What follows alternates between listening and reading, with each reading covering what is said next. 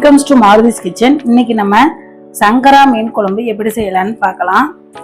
அதுக்காக இங்க பாருங்க, மீன் வாங்கி நல்லா கழுவி சுத்தம் பண்ணி வச்சிருக்கேன். என்ன கலர்ல இருக்கு பாருங்க, நல்லா பிங்க் கலர்ல செம்மையா இருக்கு. வாங்க எப்படி செய்யலான்னு பார்க்கலாம். அடுப்புல கடாய் வச்சுட்டு சுத்தமான நல்லெண்ணெய் ஊற்றிக்கலாம். எண்ணெய் நல்லா காயட்டும். எண்ணெய் காஞ்சதும் 1/2 ஸ்பூன் வெந்தயம், 1/2 ஸ்பூன் கடுகு, 1 ஸ்பூன் சோம்பு போட்டு நல்லா பொரிய விட்டுக்கலாம்.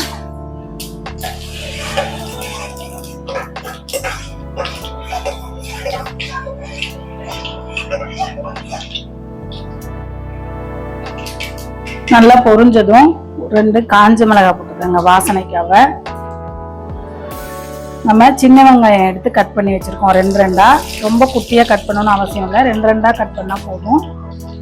சின்ன வெங்காயத்தை போட்டு நல்லா வதக்கிக்கலாம்.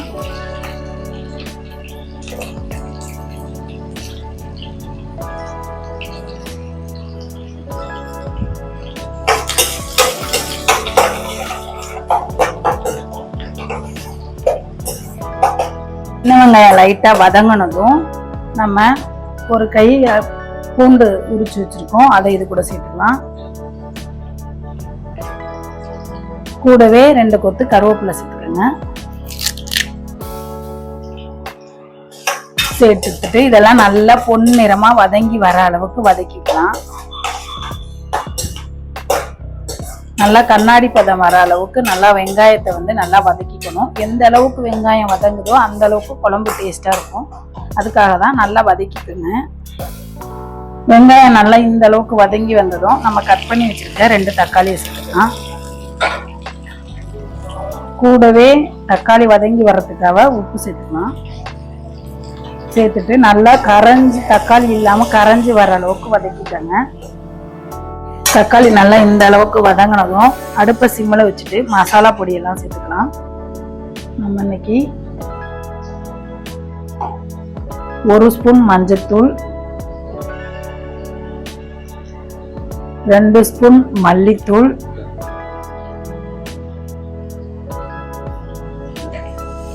2 ஸ்பூன் மீன் குழம்பு மசாலா, கலருக்காக 1 ஸ்பூன் காஷ்மீரி சில்லி பவுடர் சேர்த்துட்டு இந்த எண்ணெயிலேயே இந்த மசாலா நல்லா வதங்குற அளவுக்கு வதக்கி விடுங்க.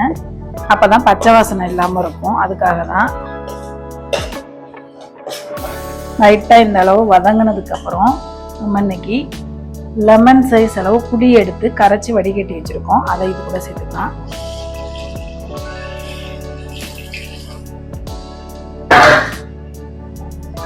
சேர்த்துட்டு நமக்கு எந்த அளவுக்கு குழம்பு வேணுமோ அந்த அளவுக்கு தண்ணி ஊற்றிக்கோங்க. தண்ணி ஊற்றிட்டு நல்லா கொதி வர அளவுக்கு கொதிச்சு மசாலாவோட பச்சை வாசனை எல்லாம் போகிற அளவுக்கு கொதிக்க விட்டுக்குங்க.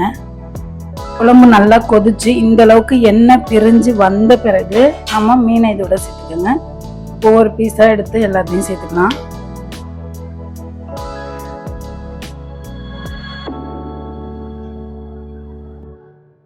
சூப்பரா இருக்கு பாருங்க.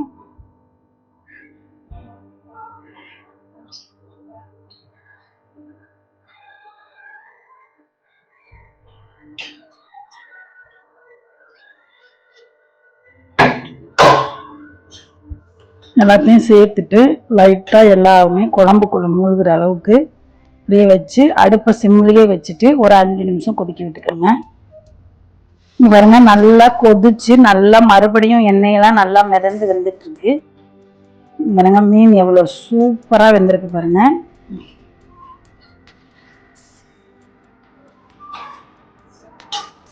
பாருங்க நல்லா சாஃப்டா வந்திருக்கு. இந்த அளவுக்கு வெந்த பிறகு கடைசியா மல்லி இலை இல்லைன்னா கருவேப்பிலை தூக்கலாம். அவ்வளவுதான், நம்மளோட மீன் குழம்பு ரெடி ஆயிடுச்சு. நீங்களும் இதே மெத்தடில் குழம்பு வச்சு பார்த்துட்டு எப்படி இருக்குன்னு சொல்லுங்க. வீடியோ பிடிச்சிருந்துச்சுன்னா லைக் பண்ணுங்க, ஷேர் பண்ணுங்க, கமெண்ட் பண்ணுங்க. மறக்காம பெல் ஐக்கானை கிளிக் பண்ணிட்டு மாருதிஸ் கிச்சன் சேனலுக்கு சப்போர்ட் பண்ணுங்க. பாய். Joy to the world, the Lord is come. Let earth receive her King. Let every heart prepare him room. heaven and nature sing, and heaven and nature sing, and heaven and nature sing.